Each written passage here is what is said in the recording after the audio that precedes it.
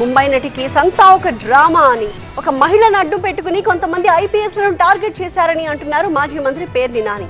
అయితే వేధింపులకు గురి చేసినట్టు బాధితురాలు ఆన్లైన్లో ఫిర్యాదు చేసిందని, ఈ కేసులో తప్పు చేసినట్టు తేలితే ఎవరిని వదిలిపెట్టేదే లేదని హోంమంత్రి అనిత స్ట్రాంగ్ కౌంటర్ ఇచ్చారు.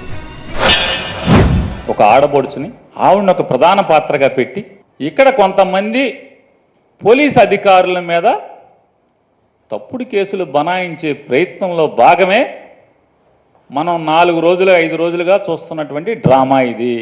2014లో అసెంబ్లీకి నామినేషన్ వేసి వెళ్ళిపోయిన ఆయన మళ్ళీ ఏ రోజు పార్టీ గుమ్మం ఎక్కలేదు, పార్టీ ఏ రోజు మాట్లాడలేదు ఆయనతో. ఆయన మాకు అంటగడతారు. డైరెక్ట్గా ఎందుకు మాట్లాడరో అతనితో మాట్లాడుకోండి. మీరు వెళ్ళి వైఎస్ఆర్ కాంగ్రెస్ పార్టీకి ఏం సంబంధం? పోనీ ఈ ఇన్వెస్టిగేషను, ఈ కేసు పూర్వాపరాలు జరిగింది ఎప్పుడు? ఎలక్షన్ కమిషన్ ఉండగా, ఎలక్షన్ కమిషన్ ప్రభుత్వాన్ని నడుపుతున్నప్పుడు జరిగినటువంటి ఈ తంతు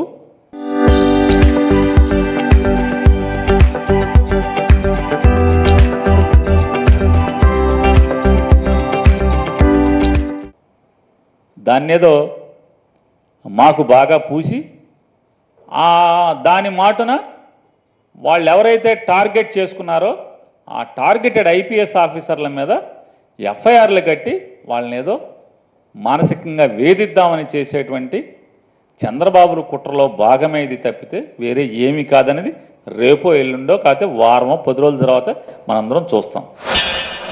ఆ అమ్మాయి ఏదైతే ఫిర్యాదు చేశారో, ఆన్లైన్లో ఫిర్యాదు చేశారో దాన్ని ఇమీడియట్గా టేకప్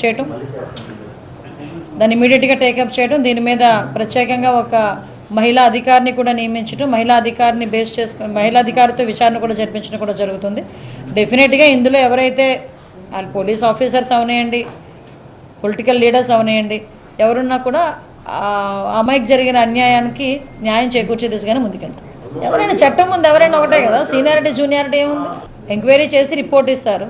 ఆ రిపోర్ట్ని బేస్ చేసుకొని ఎలా చేయాలి ఏంటనేది అందరూ డిపార్ట్మెంట్ అంతా కలిసి కూర్చొని నిర్ణయం తీసుకుంటారు.